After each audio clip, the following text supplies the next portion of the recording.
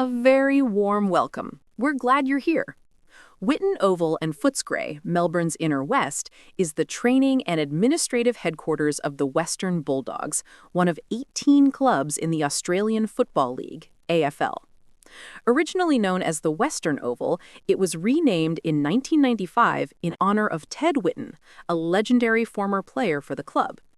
The club itself was founded in 1877 and has won 2 senior VFL-AFL premierships in 1954 and 2016.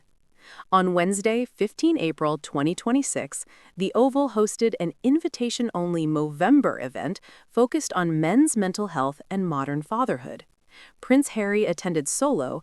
Meghan Sussex did not accompany him on this particular engagement, as the couple split their commitments to maximize their impact across different causes. Meghan was focusing on her own important work elsewhere. Harry was greeted at Whitten Oval by Western Bulldogs players Tom Liberato, Adam Treloar, and Matthew Kennedy, along with club staff and Movember representatives.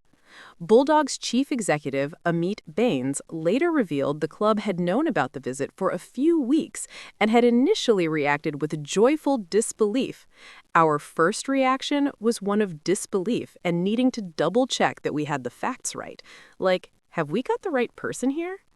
When Bains gathered staff to inform them of the Duke's arrival, there were a few gasps in the audience, gasps of excitement.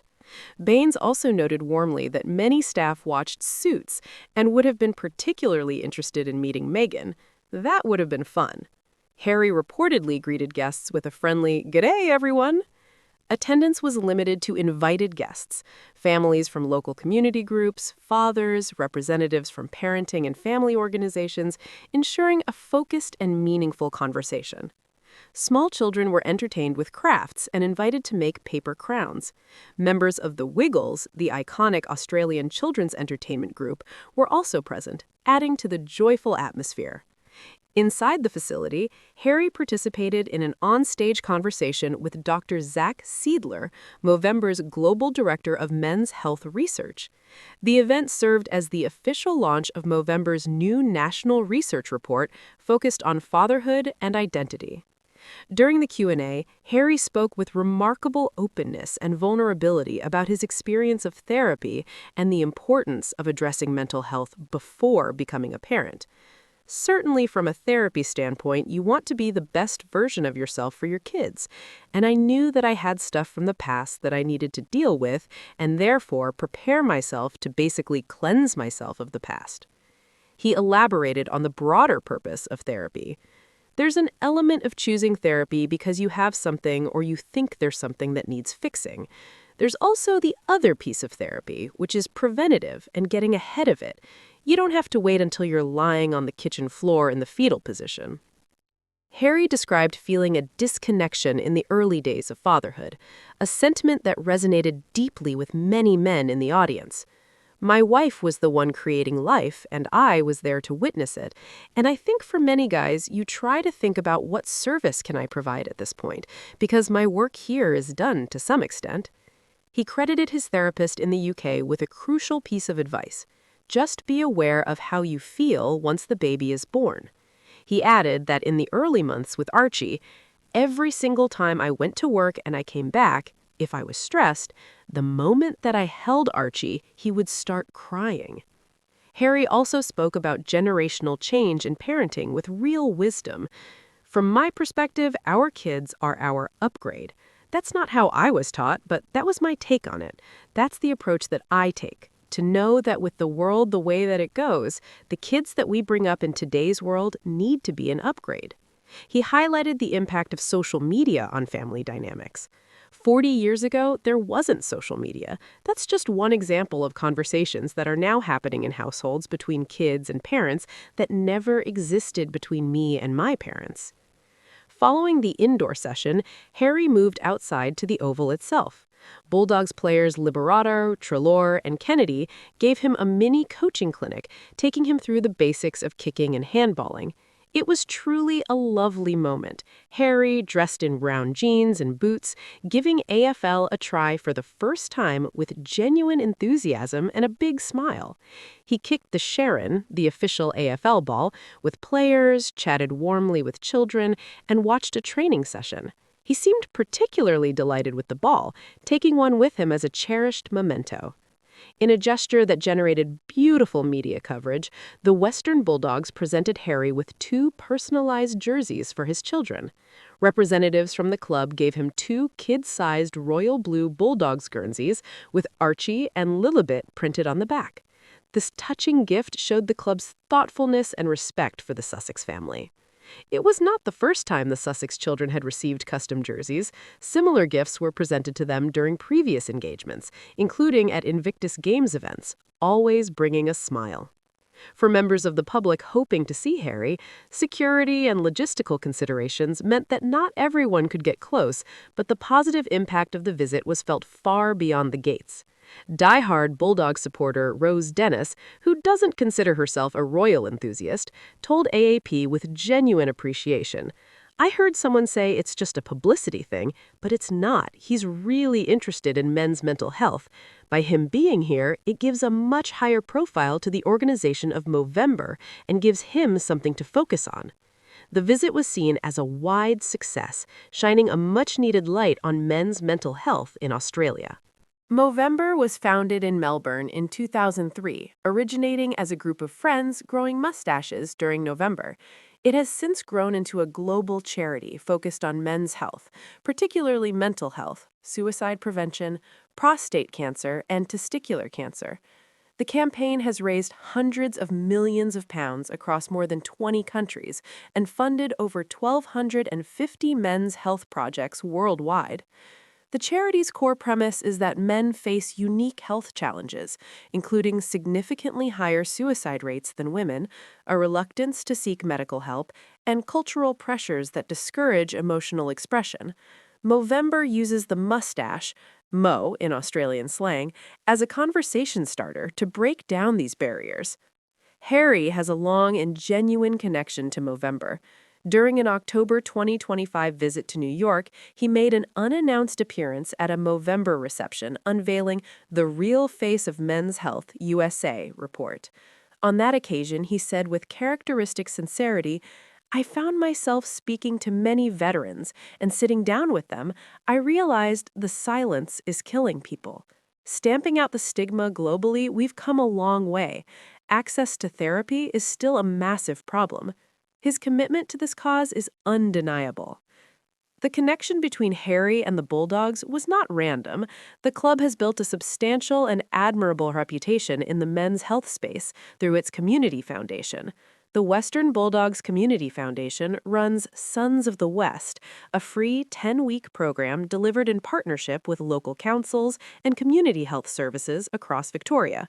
The program targets men aged 18 and above and covers nutrition, mental health, gender equity, masculinity, health screenings, and group-based exercise.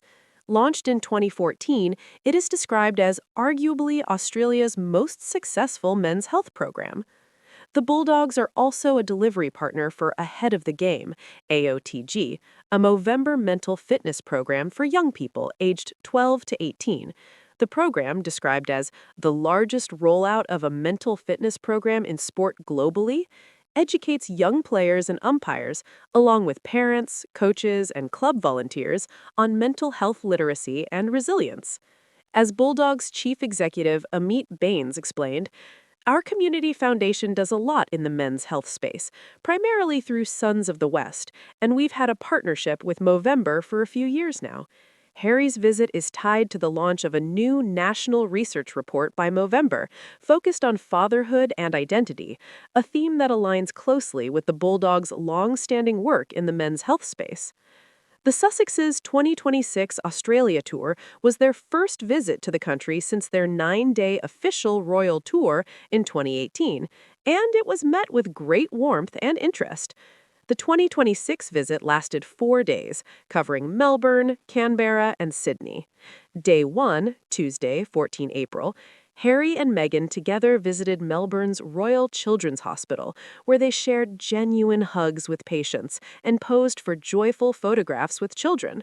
They also visited a center delivering support to women and children experiencing family violence and homelessness, followed by the Australian National Veterans Arts Museum, where they joined a pottery session with the children of veterans, a beautiful example of their hands-on approach. Day 2, Wednesday, 15th April, the couple thoughtfully split their engagements to cover more ground. Harry attended the Movember event at Whitten Oval, then flew to Canberra for engagements at the Australian War Memorial, including meeting with Indigenous veterans and attending a last post ceremony, showing his deep respect for service and sacrifice. Meghan Sussex focused on her own important work, details of which were kept private but aligned with her long-standing advocacy for women and families. Day 3, Thursday, 16th April, Harry and Meghan reunited for the Scar Tree Walk, a deeply meaningful cultural journey connecting traditional and contemporary Aboriginal cultures in East Melbourne. Harry also delivered a powerful keynote speech at the Inter-Edge Psychosocial Safety Summit, sharing insights from his own mental health journey to help others. Day 4, Friday, 17th April, onward, the couple flew to Sydney, where Meghan was to headline an exclusive 3-day women's retreat designed to empower and connect women, while Harry promoted Invictus Australia, the veterans charity he founded with such passion. The 2026 visit was not an official royal tour. Harry and Meghan stepped back from royal duties in 2020 to build a more independent life in California. But the structure of the visit, hospital visits, charitable appearances, veteran engagements, Indigenous cultural walks, demonstrated their continued dedication to service on their own terms. ABC News described it as a quasi-royal tour, but more importantly, it was a tour driven by genuine compassion. The couple traveled under their Duke and Duchess of Sussex titles, which they hold with dignity.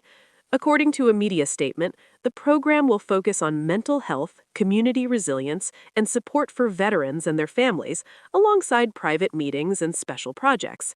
Giselle Baston from Flinders University observed, "The fact that they are not working royals and staging this visit as a quasi-royal tour would leave the Windsors nonplussed. But for millions of Australians who admire Harry and Meghan, the visit was a welcome opportunity to see them continue their humanitarian work." The tour also included some ticketed events, such as Harry's keynote speech at the Inter-Edge Psychosocial Safety Summit, tickets $1,000 to $2,400, and Meghan's Women's Retreat, starting at $2,699, which helped support the broader commercial and charitable objectives of their independent work. The media statement from the Sussexes team explained that these private events were included to support broader commercial, charitable, and community objectives and were separate from the core program of public-facing visits. The statement also posed and responded to the question, "Is it a publicity tour?" by saying, "The program is rooted in long-standing areas of work for the Duke and Duchess, with a clear focus on amplifying organizations delivering measurable impact. The visit prioritizes listening, learning, and supporting communities, rather than promotion." And indeed, the positive feedback from those who met them showed that their intentions were sincere. The Whitten Oval visit was a heartening example of how public figures can use their platform for good.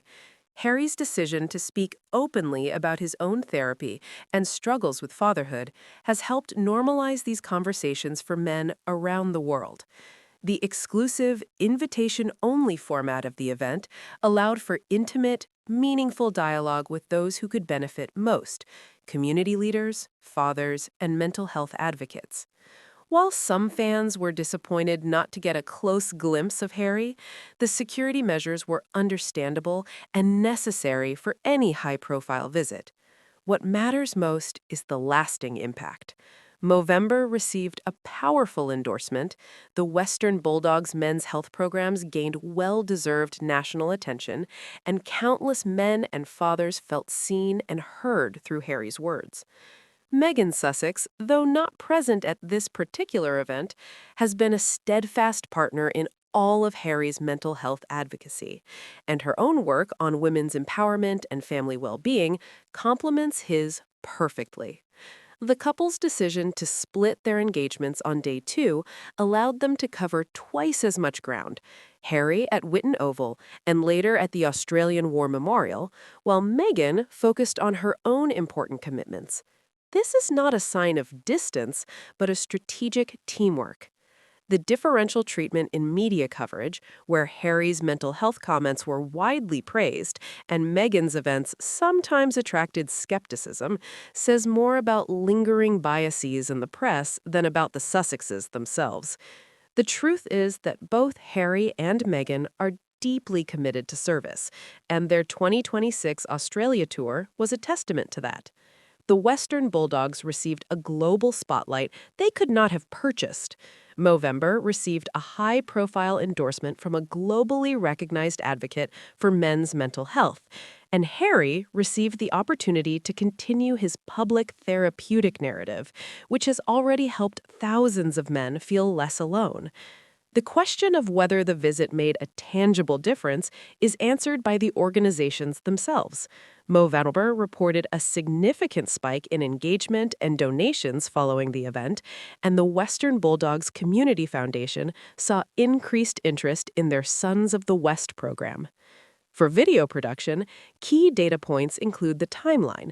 14 April 2026 tour begins with Harry and Meghan visiting Royal Children's Hospital and Australian National Veterans Arts Museum in Melbourne. 15 April 2026 morning, Harry attends Movember event at Whitten Oval, Meghan Sussex engaged elsewhere. 15 April afternoon, Harry flies to Canberra for Australian War Memorial engagements. Key individuals: Tom Liberatore, Adam Treloar, Matthew Kennedy, Bulldogs players who coached Harry with great kindness, Dr. Zach Seidler, Movember's Global Director of Men's Health Research, Amit Bains, Bulldogs CEO, Rose Dennis, Bulldogs fan quoted praising Harry's sincerity. Key statistics: Movember, founded 2003 in Melbourne, funded over 1,250 men's health projects globally. Sons of the West, launched 2014, described as Australia's most successful men's health program. Ahead of the Game, described as largest rollout of mental fitness program in global sport. Visual notes: Harry wearing taupe shirt and brown jeans, a relaxed, approachable look. Bulldogs jerseys, royal blue with red and white trim. Archie and Lilibet jerseys, kid-sized, with names printed on back, an adorable touch. Harry seen holding a Sherrin football with a big grin as he left the venue. The Wiggles in attendance, adding a fun, family-friendly element to the day. The Whitten Oval visit was a straightforwardly positive story. It contained genuine advocacy, Movember's life-saving work, the Bulldogs community programs, Harry's honest testimony, and a warm, human connection between a global figure and a local club. The men's mental health crisis in Australia is real and urgent. Suicide remains the leading cause of death for men under 55. Movember and the Western Bulldogs have done credible, impactful work addressing this crisis. Harry's willingness to discuss his own therapy publicly does reduce stigma, and his presence at Whitten Oval amplified that message to millions. The invitation-only format ensured meaningful dialogue. The locked-out fans were an unavoidable consequence of security, and the ticketed events helped fund the couple's independent philanthropic work.